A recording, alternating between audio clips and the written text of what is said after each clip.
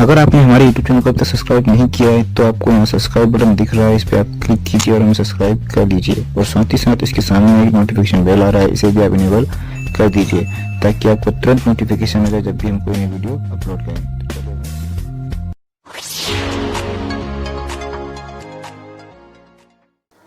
Hello बच्चों, welcome to गर्गाइजेशन PhD classes. बच्चों, आज की क्लास में हम जियोग्राफी के टॉपिक को यहाँ पर कंटिन्यू करने वाले हैं। आज के हमारे टॉपिक का जो नाम है वह है मून, यानी कि चंद्रमा। चंद्रमा बच्चों एक ऐसा उपग्रह है जिसकी हमारे इंडियन कल्चर में पूजा भी होती है। आप लोगों ने देखा ही होगा कि करवा चौथ के मौके पे, ठीक है, हिंदू धर्म भी नहीं, मुस्लिम धर्म में भी आप देखेंगे जो ईद का पर्व मनाया जाता है वहाँ पर भी चंद्रमा की क्या होती है, पूजा होती है। और जो पूर्णिमासी का त्यौहार आता है पूर्णिमा, तो पूर्णिमा में भी चंद्रमा भगवान की पूजा होती है। ठीक, चौथ का चांद भी बहुत इंपॉर्टेंट होता है। तो चंद्रमा जो है एक कल्चर भी में देखें तो उसकी भी हम क्या करते हैं, वर्शिप करते हैं, पूजा करते हैं। और कल्चर हिंदू में देखें, इंग्लिश और हमारे मुस्लिम धर्म में देखें, विभिन्न प्रकार के धर्मों में भी चंद्रमा का जो स्थान है बहुत ज़्यादा इम्पोर्टेंट हो जाता है। अब बच्चों, चंद्रमा है क्या, ठीक है, उसके बारे में यहाँ पे हम डिटेल से अध्ययन करने वाले हैं। तो सबसे पहले तो हम चंद्रमा देखते हैं। तो चंद्रमा क्या है, एक ये क्या है बच्चों, तो ये क्या है, ये एक उपग्रह है। उपग्रह होता क्या है, देखिए, जैसे कोई भी पद होता है, जैसे मुख्यमंत्री का पद है, तो मुख्यमंत्री क्या है, वह प्रधान है। और मुख्यमंत्री के जैसे ही कार्य करने वाला एक और जो पर्सन होगा उसको हम क्या बोलेंगे, उसको हम बोलेंगे उप मुख्यमंत्री। तो वैसे जो ग्रह होते हैं, तो ग्रह के ही गुणों वाला, ग्रह के लक्षणों वाला ही जो भी कंपोनेंट होता है उसे हम उपग्रह कहते हैं। इसको हम ग्रह क्यों नहीं कह सकते, क्योंकि कुछ जो कैरेक्टरिस्टिक हैं, विशेषताएं हैं, वह ग्रह के समान नहीं है, इसलिए हम इसको उपग्रह कहते हैं। अब ये उपग्रह है क्या बच्चों, तो यह एक उपग्रह है किसका, पृथ्वी का। पृथ्वी का क्यों, क्योंकि जो पृथ्वी के चारों ओर ये क्या करता है, ये जो है इसका चक्कर लगाता है। चंद्रमा पृथ्वी के चारों ओर क्या करता है, चक्कर लगाता है। ठीक है बच्चों, तो सबसे पहले तो आपने ये समझ गए यहाँ पे आप कि चंद्रमा है क्या।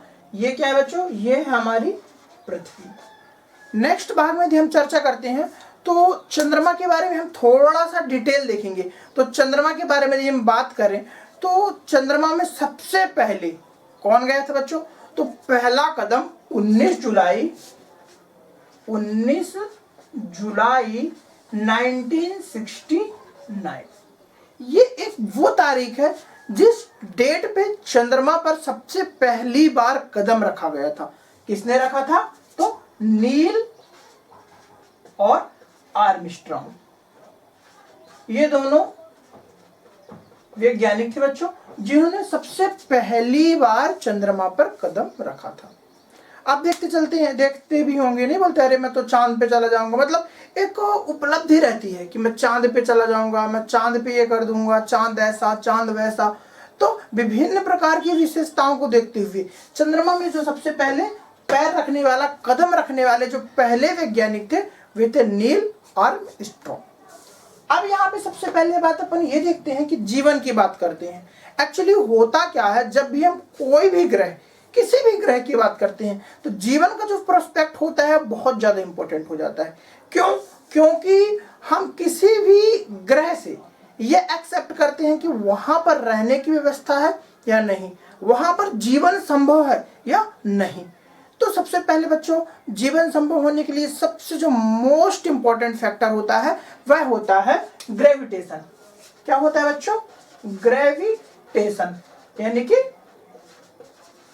गुरुत्वाकर्षण बल, ग्रेविटेशन फोर्स यानी गुरुत्वाकर्षण बल। यह क्या होता है, तो देखो कोई भी वस्तु जो है यदि हम ऊपर की ओर फेंकते हैं तो वो क्या है, वह वस्तु नीचे की ओर आती। क्यों आती है, क्योंकि यहाँ पर एक फोर्स काम करता है जो कि पृथ्वी को अपने ओर आकर्षित करता है।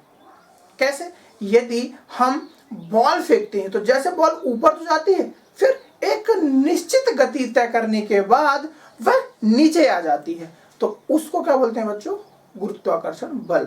दो पिंडों के बीच लगने वाला पिंड, यदि हम एक पृथ्वी मान लें, सपोज ये हमारा एक पिंड ये हमारी पृथ्वी है और ये दूसरा पिंड हमारी बॉल है, तो इन दोनों के बीच में जो बल लगेगा उसे हम क्या बोलेंगे बच्चों? ग्रेविटेशन, यानी गुरुत्वाकर्षण बल। कोई भी वस्तु जब गुरुत्वाकर्षण के पार निकल जाती है, कोई भी वस्तु जब गुरुत्वाकर्षण के पार निकल जाती है, तो वहां पर गुरुत्वाकर्षण जो फोर्स होता है वह काम करना बंद कर देता है। अब यदि गुरुत्वाकर्षण बल ना हो तो क्या होगा? यदि सपोज मैं पेन को ऊपर फेंकूं तो वो हवा में लटक जाएगा, क्योंकि कोई भी ऐसा फोर्स नहीं है जो उस वस्तु को पृथ्वी की ओर आने के लिए आकर्षित करे। यदि कोई फोर्स ऐसा काम करता है तो ग्रेविटेशन। समझ गए बच्चों आप लोग? तो ग्रेविटेशन फोर्स का जो इफेक्ट मेन जो रहता है वह अर्थ में क्या करता है? अर्थ की ओर आकर्षित करती है। किसी भी वस्तु को पृथ्वी की ओर आकर्षित करने वाला बल गुरुत्वाकर्षण बल कहलाता है। ये क्लियर कट हो गया होगा आप लोग को बच्चों, ठीक है? तो गुरुत्वाकर्षण आप लोग की समझ में आ गया। अब मैं चंद्रमा की बात करता हूं कि मैंने जो गुरुत्वाकर्षण के बारे में आपको बतलाया, उस ग्रेविटेशन का चंद्रमा पर क्या इफेक्ट पड़ता है। तो बच्चों यदि हमारा चंद्रमा है ये, ठीक, ये मून, तो इसमें बच्चों जो ग्रेविटेशन का मान होता है वह पृथ्वी के मान का 1/6 होता है। कितना होता है बच्चों? 1/6। एग्जाम्पल, यदि पृथ्वी पर आपका वेट 100 किलो है तो वहां पर कितना हो जाता है? 1/6, यानी कि चंद्रमा पर आपका वेट 60 kg हो जाएगा। आपने वीडियो देखी होगी, ठीक है, यूट्यूब वगैरह में वीडियो देखी होगी। यदि आप मून की सर्च करोगे तो जो मून में जो वैज्ञानिक जाते हैं वो चलते कैसे हैं, उनके चलने का नजरिया कैसा है? तो वो कूद कूद के चलते हैं। क्यों? एक्चुअली क्या होता है, जैसे हम पृथ्वी पर रहते हैं तो पृथ्वी में क्या हम नॉर्मल वे में चलते हैं? क्यों? अपने वेट के अनुसार हम चलते हैं। लेकिन देखो, जैसे मैं सपोज यदि मान लो 100 किलो का हूं, ठीक है बच्चों, तो 100 किलो में अपने वेट के अनुसार मैं चलूंगा। लेकिन जब मैं चंद्रमा पे यदि जाऊं तो मैं चंद्रमा पर भी अपने वेट के अनुसार चलूंगा, तो वहां पर क्या हुआ? वहां तो मैं 60 kg का हो गया ना, तो मेरी जो बॉडी है मेरे अनुसार जो है वर्क नहीं करेगी। इसलिए मेरे को पैर को उठा उठा के कूद कूद के चलना पड़ेगा। यही इफेक्ट है कि जो चंद्रमा पर जो ग्रेविटेशन है वह अर्थ का 1/6 है, जिससे वहां पर थोड़ा सा प्रॉब्लम फेस करनी पड़ती। आगे देखते हैं बच्चों, तो चंद्रमा का अधिकतम कितना भाग हम देख सकते हैं? सबसे मेन पॉइंट ये भी होता है, जैसे हमारी पृथ्वी है तो पृथ्वी में अपनी सबसे पहले अपन देखते हैं कि चंद्रमा का कितना भाग, ये हमारी पृथ्वी है, ये चंद्रमा है, तो चंद्रमा का 59%। एग्जाम में भी आ चुका है क्वेश्चन कि चंद्रमा का पृथ्वी से कितना भाग। जैसे अपन को चंद्रमा दिखता है ना, अपन सोचते हैं हम चंद्रमा पूरा पूर्णमासी है, पूरा नहीं दिखता, मैक्सिमम 59% ही दिखता है। अब चंद्रमा की परिक्रमण व परिभ्रमण दोनों अवधियां कितनी होती हैं? यानी कि परिक्रमण और परिभ्रमण, यानी कि ये जो हमारी पृथ्वी है उसके और जब ये चारों ओर चक्कर लगाता है तो कितने दिनों में यह क्या करता है? एक चक्कर पूरा कर लेता है।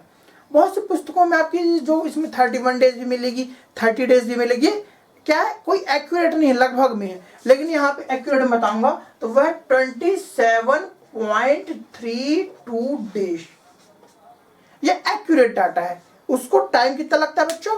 27.32 डेज में मून जो है अर्थ की एक परिक्रमा पूरा करता है। आपने देखा होगा जो पूर्णमासी भी आता है, देखो सपोज ये हमारी पृथ्वी है, अब जब ये 27.32 डे में करता है, तो जो मून है तो जो यदि हम जो पृथ्वी के ये भाग में रह रहे हैं लोग, तो 15 डेज क्या होगा उनको, 15 से 18 डेज उनको चांद दिखता है। ठीक, जैसे पूर्णिमा आती है, पूर्णिमा को पूरा चांद दिखता है, फिर धीरे धीरे चांद दिखना बंद हो जाता है। क्यों? क्योंकि धीरे धीरे ये जो चांद रहता है बच्चों, तो ये चांद यहाँ पे आ जाता है। अब चांद किसको दिखेगा? तो जो लोग पृथ्वी में इस तरफ रह रहे हैं उन लोग को क्या होगा? मून जो है दिखेगा। अब जब इस साइड आएगा तो पृथ्वी के इस भाग के लोगों को मून दिखेगा। तो ये एक फैक्ट रहता है, इसलिए 27.32 डेज क्या होता है, मून जो है हमको दिखता है।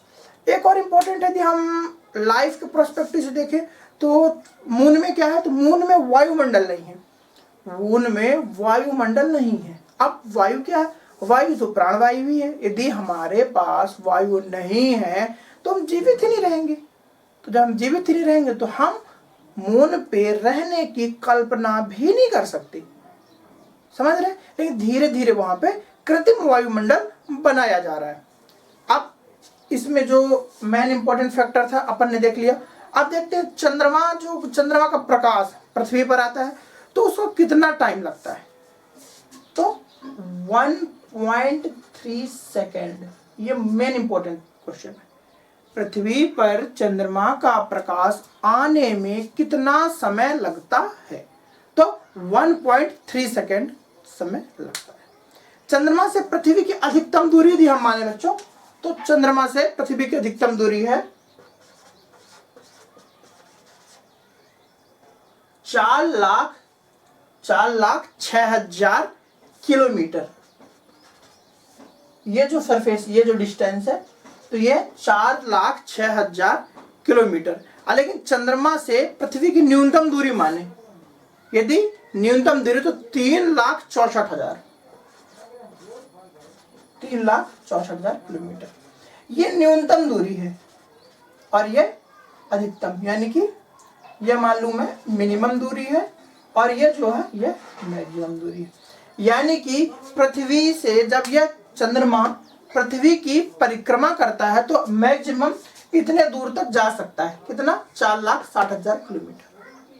और यदि हम न्यूनतम दूरी की बात करें तो मिनिमम 3,64,000 किलोमीटर तक पृथ्वी के पास चंद्रमा आ सकता है। ठीक है बच्चों, तो चंद्रमा के जो क्वेश्चन बताए, ठीक है, ये जो जितने भी इंपॉर्टेंट क्वेश्चन मैंने बताए इनको नोट जरूर कर लीजिएगा, क्योंकि आप कोई भी गवर्नमेंट के एग्जाम दो, ठीक है, उसमें से आपके काफी क्वेश्चंस बहुत ज्यादा इंपॉर्टेंट है। जैसे कि चंद्रमा पर पहला कदम किसने रखा था, चंद्रमा है क्या, चंद्रमा किसका उपग्रह है, उपग्रह है कि नहीं, ग्रह है कि नहीं, तो बहुत ज्यादा इंपॉर्टेंट क्वेश्चन यहाँ पे आते हैं। तो बच्चों ये जो है, ये जो मैं पढ़ा रहा हूँ, जो क्लास है 9th में, 10th में, 11th में, 12th में, ठीक है, जहाँ पर भी अपन जियोग्राफी पढ़ते हैं तो जियोग्राफी में सारे प्रोस्पेक्टिव्स इंपॉर्टेंट है। क्योंकि 9th 10th में क्या होता है, अपन इसका जब आंसर फ्रेम करते हैं तो आंसर फ्रेम करने में हमको ये फैक्ट डालने पड़ते हैं। यही क्वेश्चन जब यदि हम IAS UPS में लिखते हैं तो ये भी IAS, इसमें मैंने 3 नंबर का ही बताया है और 6 नंबर का, दोनों मार्किंग के हिसाब से यहाँ पर मैंने एक्सप्लेन किया है जिससे आपकी लिख सकूँ। तो कैसी रही बच्चों आज की क्लास?